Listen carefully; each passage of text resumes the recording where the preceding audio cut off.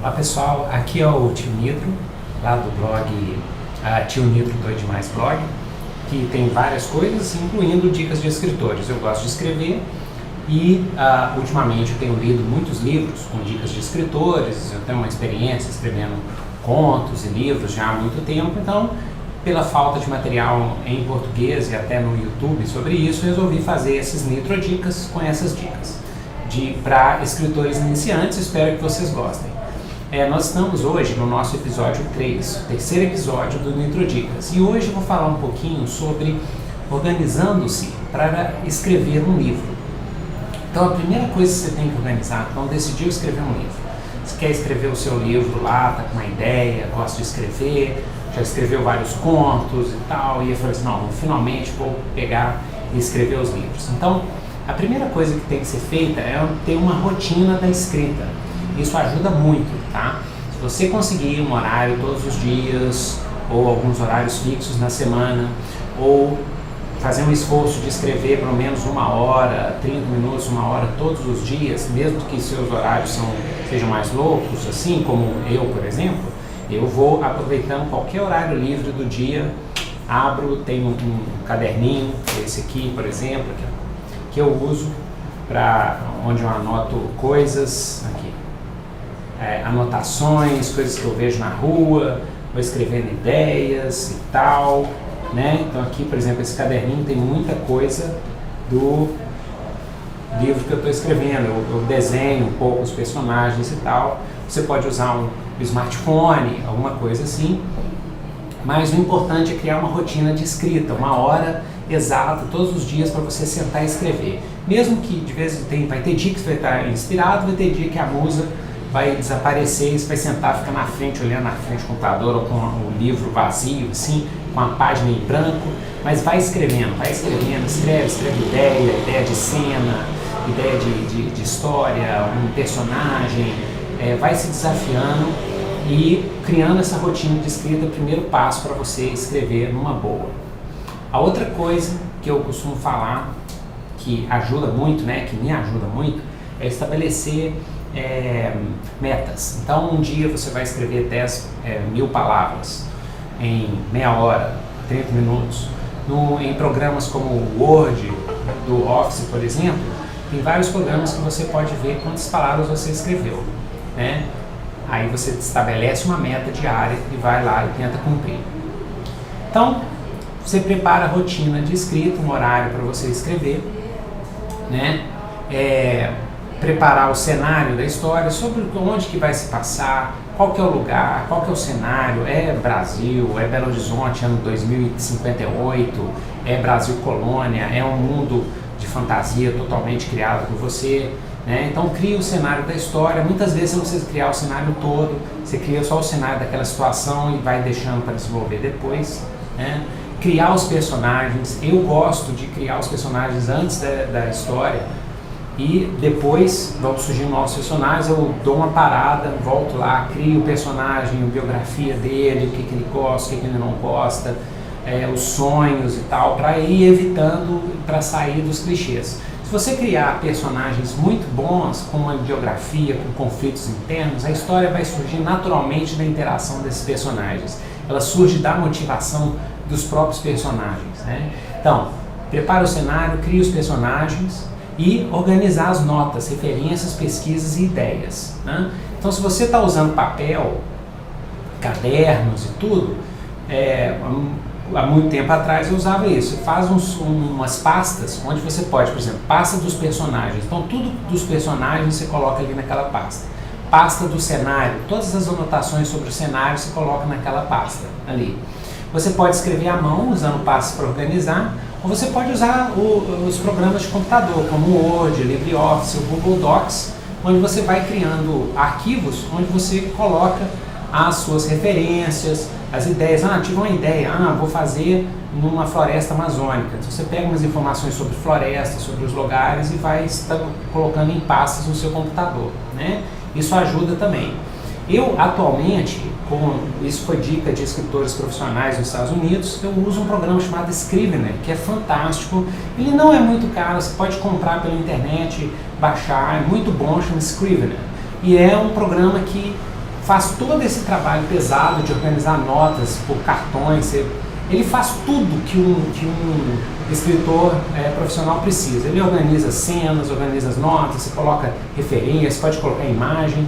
Então fica a dica aí, o Scrivener, tá? A dica aí para softwares brasileiros, quem quiser fazer um programa parecido com o Scrivener, porque é fantástico o Scrivener, pode usar o Scrivener, mas pode usar o Word. Eu uso tudo, eu uso Google Docs para escrever, o corretor ortográfico do LibreOffice, por exemplo, é muito bom. Então eu escrevo no LibreOffice, tiro o texto, jogo no Scrivener e a gente vai fazendo. Atualmente eu organizo tudo no Scrivener mesmo, né? Uma coisa importante, quando você está organizando para escrever o livro, separar, eu falei no vídeo anterior, o momento de criação dos momentos de edição. Então, um dia, se você é do improvisador, né, os tipos de escritores que eu falei no vídeo 2, você pega, vai escrevendo, até chegar ao final do livro, né? Se você é aquele que escreve um pouco e edita depois, né? Escreve num dia, você trabalha só a criação, no dia seguinte você trabalha a edição. Se você é um snowflaker, um floco de neve, que é o planificador e improvisador, você vai trabalhar nos primeiros meses só com o sumário inteiro do livro. Nessa hora, é uma mistura de edição com improviso, assim, você vai organizando as cenas e tal, até quando a história fechar toda, você começa a escrever. Se mudar alguma coisa, você muda lá no sumário. Mas o importante é não deixar esses dois momentos cruzarem entre si, senão dá bloqueio de escritor, né?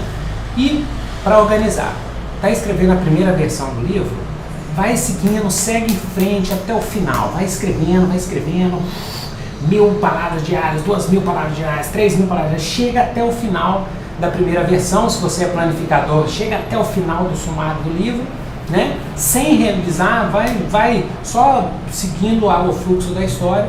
Terminou a primeira versão, você vai reler, vai reorganizar, vai ver o que aconteceu, ver personagem que está demais, personagem que você pode juntar dois personagens num só, cena que está extra, que não precisa, e vai fazendo essa edição depois. Então, a primeira versão, o importante é terminar a primeira versão.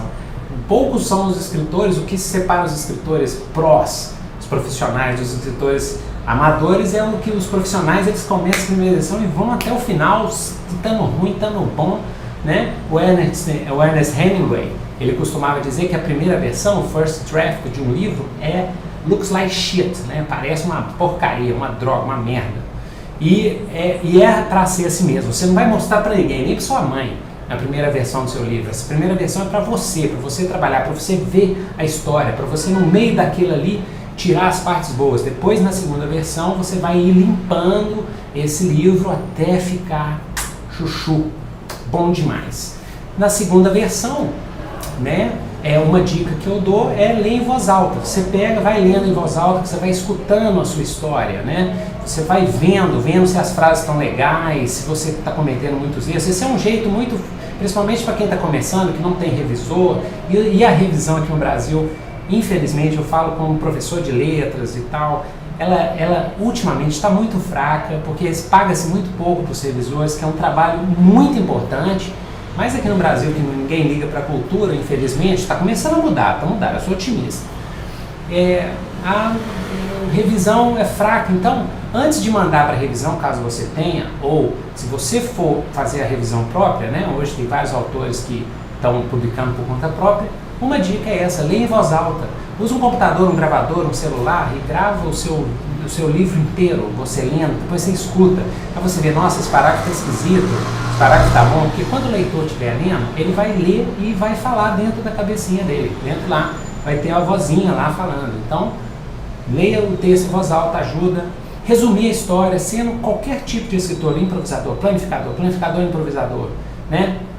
Você faça um resumo da sua história. Terminou o livro, resume a história para ver se está tudo encaixando, se não tem trama que ficou por ar, que desapareceu, personagem que mudou de nome, personagem que não veio para nada, saiu para nada, né? Checar as descrições nesse resumo, checar os arcos de personagens, os personagens estão mudando, estão a mesma coisa, checar o tema do livro, o tema sobrevivência versus generosidade, o tema é o dinheiro destrói tudo, ver se tem um tema no livro, Porque aí você descobrindo o tema, você pode, na segunda versão, terceira versão, dar uma ressaltada nesse tema e isso deixa o livro mais forte, né?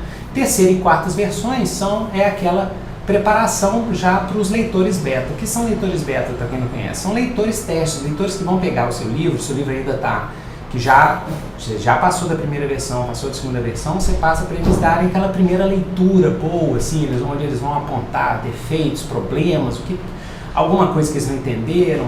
E quanto maior número de leitores beta que você confia, pessoas que conhecem, que são parecidos com o seu público, melhor, ok? Tipo do seu público, melhor.